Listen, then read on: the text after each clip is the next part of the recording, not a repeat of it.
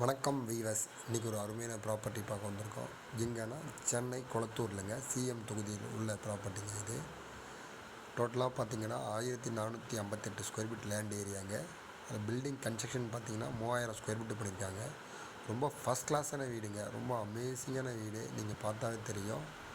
CMD approved லேண்டுங்க. Metro water plus EB 3 phase இபிங்க. நல்லா ஃபஸ்ட் கிளாஸாக கட்டியிருக்காங்க வீடு. பார்த்து ரொம்ப அருமையான வீடு.